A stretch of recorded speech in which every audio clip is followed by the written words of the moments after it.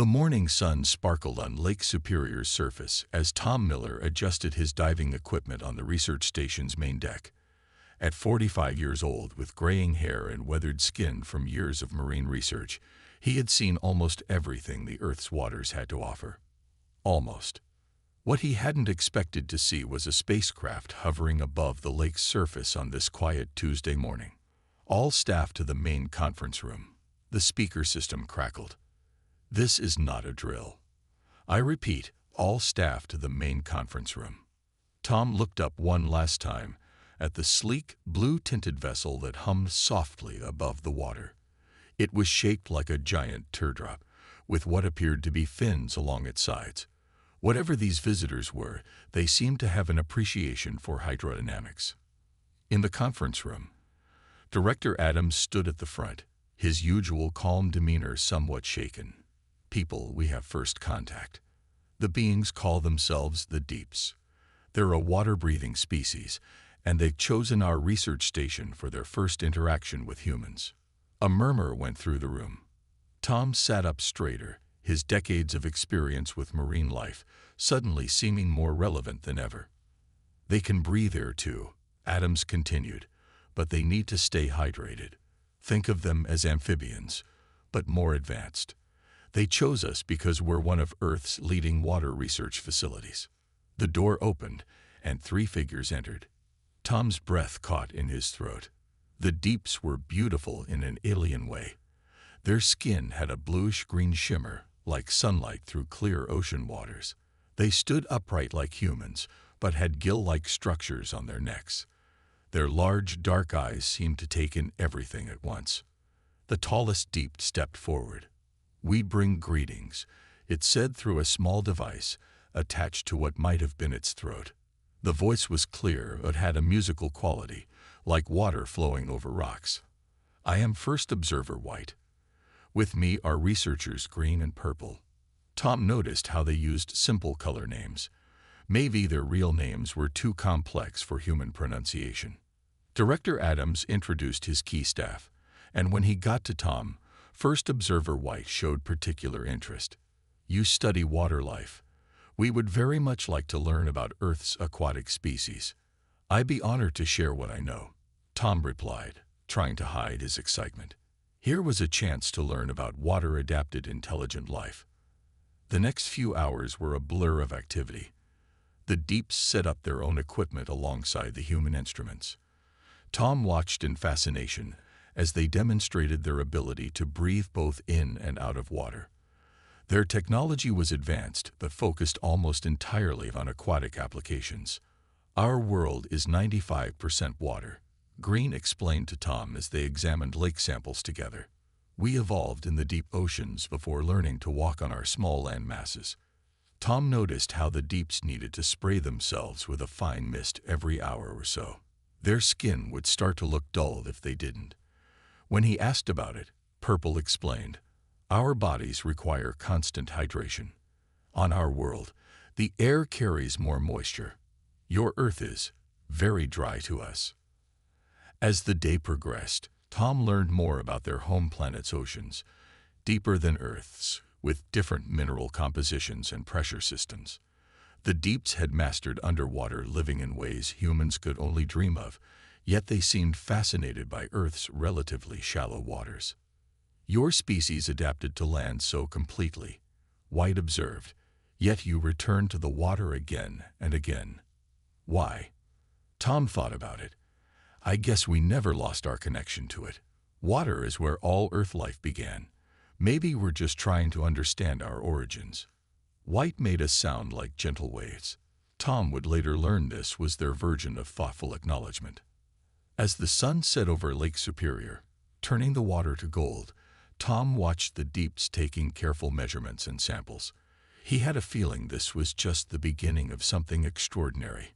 What he didn't know was how soon his underwater expertise would be needed, not for research, but for a rescue that would change human-deep relations forever. 1 week after the Deep's arrival, the Lake Superior Research Station buzzed with excitement. Ambassador Jack Reed had arrived from Washington to formally welcome the alien visitors. But more interesting than the diplomat's arrival was who the Deeps had brought with them: a child. The young Deep stood about 4 feet tall, with lighter blue skin than the adults. Unlike the calm, measured movements of the older Deeps, this child bounced and swayed like waves in a storm. They called the child Blue, and Tom couldn't help but smile at how some things seemed universal across species, children's endless energy being one of them. The young one wanted to see your world, White explained to Ambassador Reed during their meeting. We believe understanding begins with the youth. Blue pressed their face against the laboratory's massive windows, watching human divers test equipment in the shallow waters. The child's gill flaps fluttered with excitement, and their large eyes followed every movement. How old is Blue? Tom asked Purple, who seemed to be in charge of watching the youngster. In your years, perhaps 10, Purple replied, spraying both Blue and themselves with their hydrating mist. Old enough to learn, young enough to be curious without fear. Ambassador Reed's presence had brought changes to the station. The cafeteria now served special mineral-rich water for the Deeps to soak in. Scientists had set up floating observation platforms around the lake, allowing their visitors to study Earth's freshwater ecosystem more closely. Tom spent the afternoon showing Blue and Purple the different fish species they collected. The child seemed fascinated by Earth's strange creatures, so different from their home world's life forms. Our fish are bigger, Blue said through their translator, holding up a small perch in a water-filled container. And they glow. Really? Tom asked, genuinely interested. Why do they glow? Because it's dark in the deep water, Blue explained, making flowing motions with their free hand. The light helps them find each other. As they talked, Tom noticed something odd. Whenever the Deeps entered the lake water, they never went deeper than about 20 feet. At first, he thought it was just caution in an alien environment, but there seemed to be more to it. Later that day, during a shared meal, the Deeps eating strange blue capsules while soaking their feet in mineral pools. Tom brought this up with White. You're observant, White said, their skin rippling in what Tom had learned was a sign of mild concern. Your water, it's different from ours.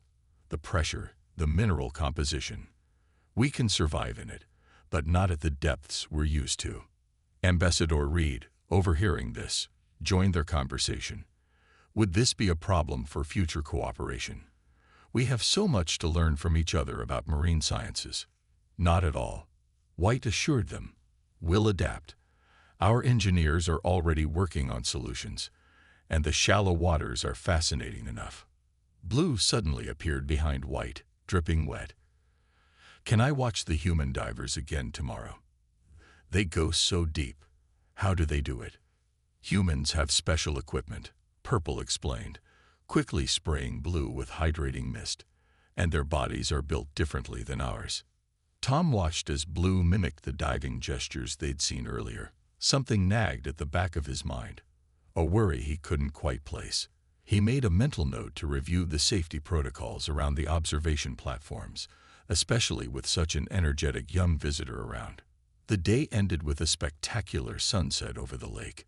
The Deeps gathered on the main deck, their skin reflecting the orange and pink sky in mesmerizing patterns.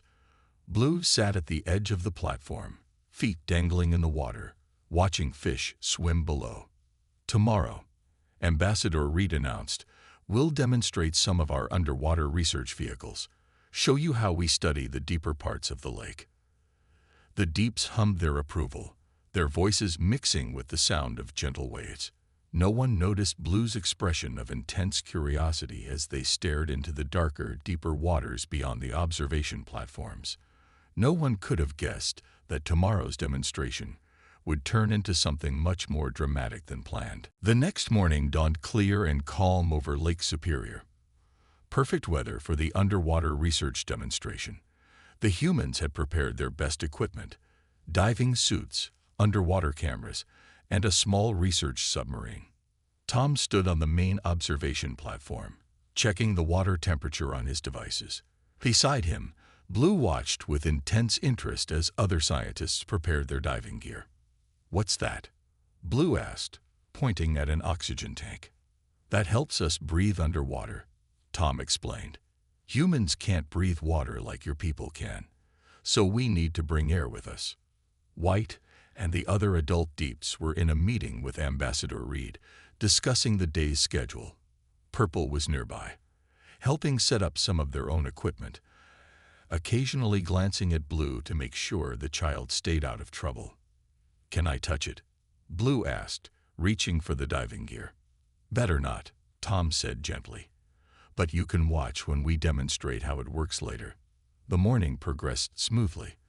The human divers showed off their equipment, swimming down to 50 feet, while cameras broadcasted their movements to screens on the platform. The Deeps watched with great interest, especially when the divers collected water samples from different depths. "Now," Director Adams announced, "we'll demonstrate our small research submarine." The excitement among the gathered scientists was clear. Even Ambassador Reed looked eager as the submarine's engines hummed to life.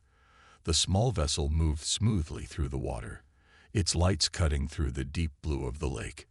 Nobody noticed Blue slip away from the main group. Nobody saw the young Deep moving to a quieter part of the platform. Nobody noticed as Blue leaned over the edge, fascinated by the submarine's lights in the depths below. Then it happened.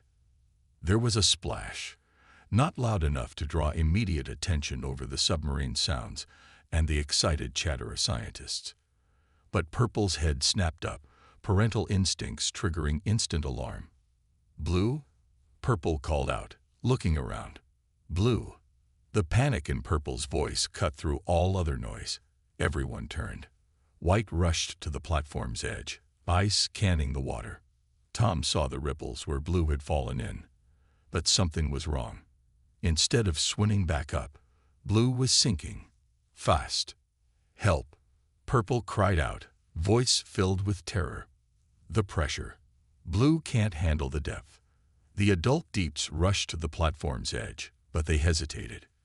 Tom remembered White's words from yesterday about the different water pressure.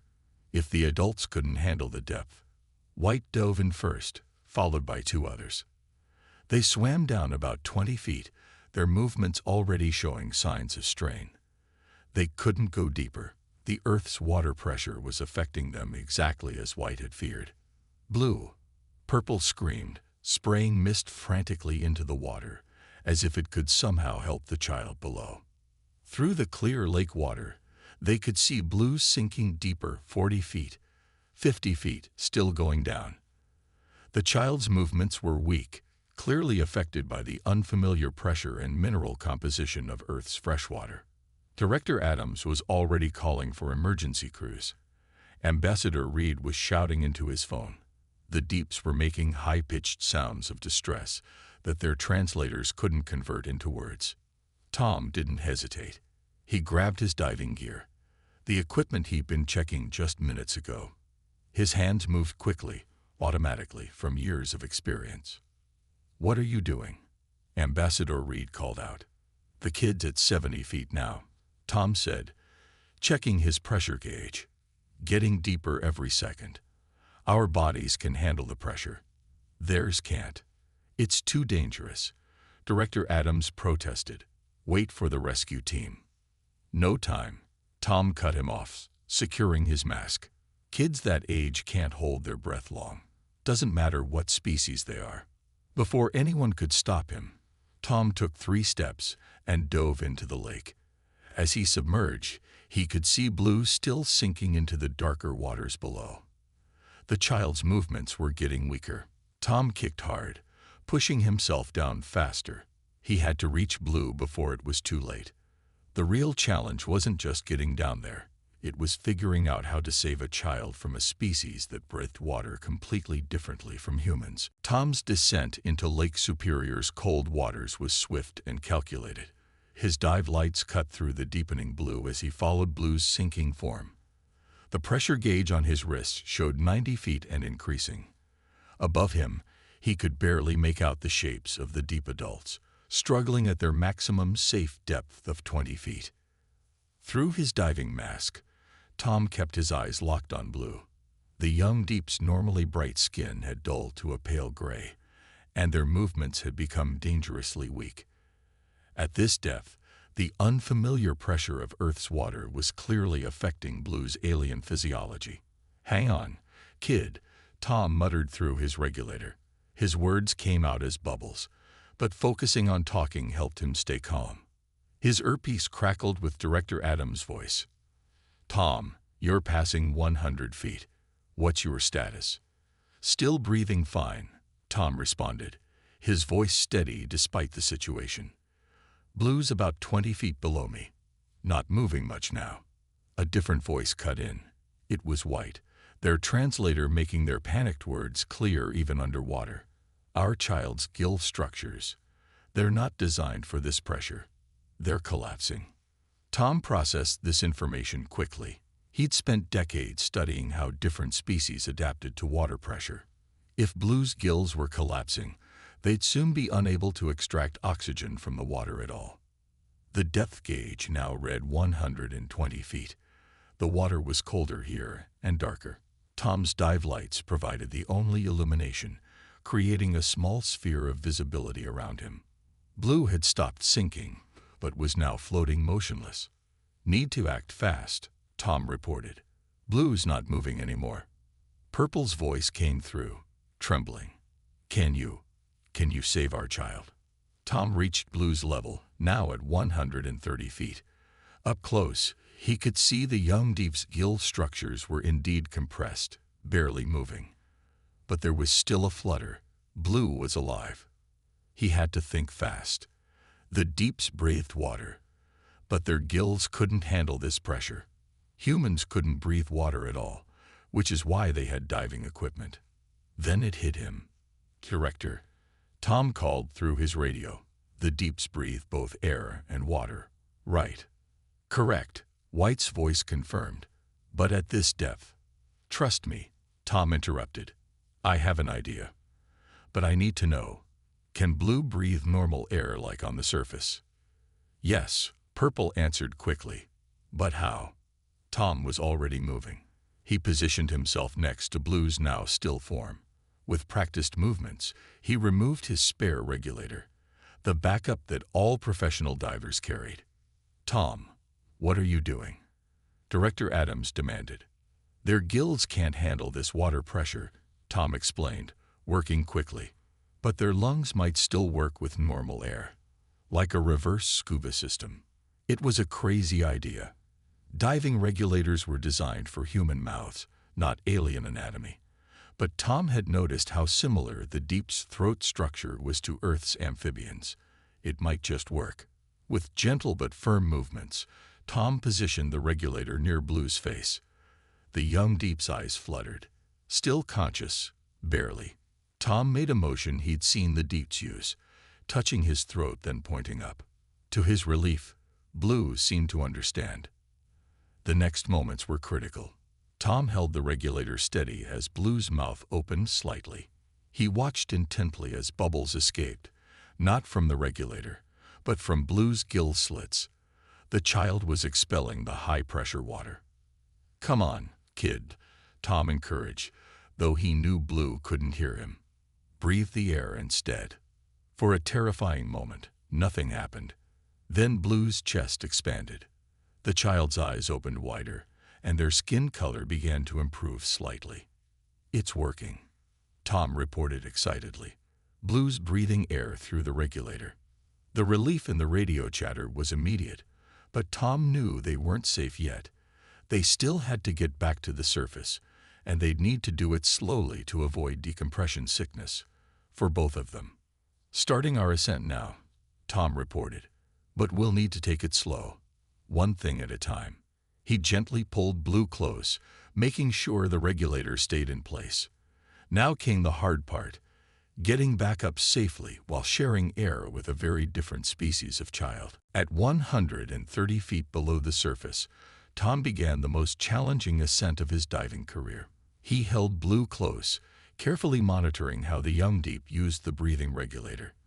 The child's color had improved from gray to a pale blue, but they weren't out of danger yet. Taking it up 5 feet at a time, Tom reported through his radio. Blue's breathing steadily now. The radio crackled with White's voice.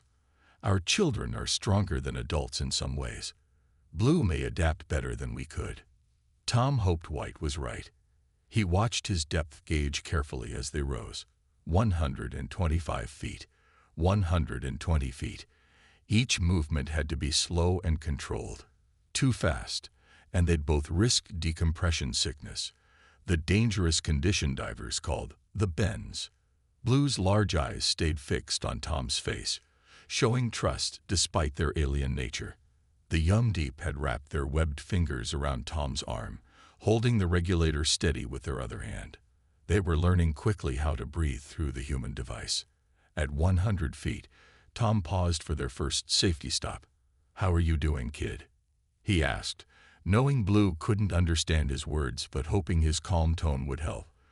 The child blinked slowly and made a small wave motion with their free hand. A deep gesture Tom had learned meant yes or good. His own air gauge showed he had enough oxygen for both of them, but he'd need to be careful. Sharing air meant his tank was emptying twice as fast as normal. 70% air remaining, he reported upward. We're stable at 100 feet. Through the blue water above, he could see the shapes of the adult deeps still swimming at their safe depth, refusing to leave despite their inability to help. Their dedication gave Tom extra determination. The next phase of the ascent was crucial. Between 150 feet, the pressure changes would be significant. Tom watched Blue carefully for any signs of distress as they slowly moved upward. At 80 feet, Blue suddenly stiffened. Tom froze, worried something was wrong. But then he realized the child was pointing at something. A school of lake trout swimming past, their scales catching the light from his dive lamp. Even in this dangerous situation, Blue's natural curiosity showed through. Tom smiled behind his mask. The kid was going to be okay. Approaching 60 feet, Tom reported. Blue's doing well. Actually watching fish. He heard what sounded like a laugh from Purple through the radio. A sound like bubbling water. The tension above was starting to ease. But Tom knew better than to relax too soon. The next 20 feet would bring them within sight of the waiting deep adults, but it would also be a critical pressure change zone. Blue, he said, making his gestures clear and deliberate. We're going to stop again, like before. Understand? The Yum Deep squeezed his arm once. They had worked out this simple communication system during their ascent. At 50 feet, they paused for their second safety stop. Tom could now clearly see the adult deeps above them, their forms dark against the lighter surface water. Blue saw them too and made an excited movement, but Tom held them steady. Almost there, he said soothingly. Just a little longer. His air gauge now showed 40% remaining. Still enough, but no room for mistakes. The final stage would be the trickiest. They needed to transfer Blue from the regulator back to breathing water, but only once they reached the depth where deep physiology could handle Earth's water pressure. Starting final approach, Tom reported. Need everyone ready at 20 feet. That's when we switch Blue back to water breathing. The shapes above moved in acknowledgement. Tom could see rescue swimmers on the surface too, and the research station's small medical boat standing by. Looking at Blue, Tom made the gesture they had practiced, pointing to the regulator, then to the water, then upward. The child nodded, showing understanding beyond their years. Here we go, Tom said, beginning their final ascent. Last lake, kid. You've been braver than most adults I know. They started upward, moving steadily toward the waiting arms above, about to attempt something never before tried in human-alien relations, switching a child's breathing from air back to water mid-rescue. At 25 feet below the surface, Tom and Blue reached the critical moment of their ascent. The adult deeps hovered nearby, their bodies now able to handle the water pressure at this depth. Purple stretched out their arms toward Blue, but Tom held up a hand to wait. They couldn't rush this final stage. We need to do this carefully, Tom spoke through his radio. Blue needs to switch back to water breathing, but we can't risk shock to their system. White's voice came through clearly. Tell us what to do. Tom had fought this through during their long ascent. First, Blue needs to learn if their gills are working again at this depth, but we'll keep the regulator ready just in case. He looked at Blue and pointed to their gills, then made a small swimming motion. The child understood, having grown remarkably calm during their shared ordeal. Blue's gill flaps moved slightly, testing the water. For a tense moment, everyone watched. Then Blue's gills began to flutter more strongly. The child's skin brightened slightly, a good sign. Gills are responding, Tom reported. Starting phase 1 of transfer. He showed Blue how to hold the regulator near their mouth without breathing from it, while letting their gills do more work. The young deep caught on quickly, alternating between air and water breathing. Their color improved further, shifting from pale blue to their normal vibrant shade. Purple moved closer, spraying their special hydrating mist into the water around Blue. The familiar minerals seemed to help. Blue's gills moved more confidently. That's it, Tom encouraged, though he knew Blue couldn't understand his words. Nice and easy. At 20 feet, they paused again. Blue was now breathing mostly through their gills, using the regulator only occasionally. The child's eyes were clear and alert, watching everything with their species' characteristic curiosity. Tom checked his air gauge. 25% remaining. Still enough to help if something went wrong, but they needed to finish the transition soon. Final phase, he announced. Blue needs to let go of the regulator completely. Everyone ready. The adult deeps moved into a loose circle around them. Tom could see the rescue boat above, and more faces watching from the observation platform. He took a deep breath and looked at Blue. Using gestures they'd developed during their ascent, he explained what needed to happen. Blue nodded, showing remarkable courage for one so young. The child took one last breath from the regulator, then let it go. Everyone watched as Blue's gills worked fully on their own. 1 minute passed, 2 minutes. The young deep was swimming more strongly now, their movements becoming more natural. It worked, Tom reported, relief flooding through him. Blue's breathing normally. Purple moved in and embraced their child. The other deeps made sounds of joy that carried clearly through the water. But Tom noticed Blue wasn't done surprising them. The young deep broke away from Purple and swam back to Tom. Using their own sign language, Blue pointed to their chest, then to Tom's regulator, then made the deep gesture for thank you. The meaning was clear even across species. "You're welcome, kid," Tom said through his regulator, giving the thumbs-up signal they'd practiced during their ascent. The final 15 feet to the surface went smoothly. The deeps surrounded Blue, supporting their child while still staying close to Tom, as if they couldn't bear to be separated from the human who had saved one of their own. When they broke the surface, cheers erupted from the observation platform. Medical teams were waiting, both human and deep, ready to check on both the rescuer and the rescued. As they helped Blue onto the medical boat, Tom noticed something remarkable. The young deep's skin was displaying a pattern he'd never seen before, shifting waves of blue and silver that seemed to ripple outward. White, seeing his confusion, explained through their translator. "That pattern is very special in our culture. It appears when one feels profound gratitude. Blue's body is saying what words cannot." Tom watched as the medical team checked Blue's vital signs. The young deep kept looking back at him, making those silver waves ripple across their skin again and again. Sometimes Tom realized you didn't need words or translators to understand each other. Sometimes actions spoke clearly enough across any distance, even the vast distance between stars. The evening sun cast long shadows across Lake Superior as the excitement at the research station finally began to calm. In the medical bay, doctors had finished checking both Tom and Blue. The young deep sat on a specially designed waterbed, their skin now showing healthy colors and patterns. "All vital signs normal," the human doctor announced, while the deep medical expert nodded in agreement. "Though I must say, this is my first time checking vital signs for 2 different species after a deep water rescue." Ambassador Reed stood near the door, talking quietly with Director Adams. The incident had captured the attention of both human and deep governments. News of the rescue was already spreading across both worlds. Blue hadn't left Tom's side since they returned to the station. The young deep kept making the silver gratitude patterns, which now seemed to inspire similar reactions among the adult deeps whenever they looked at Tom. White stepped forward, their translator device humming softly.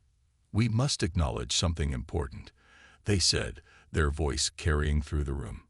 "We thought we understood Earth's waters. We were wrong, and that mistake nearly cost us dearly."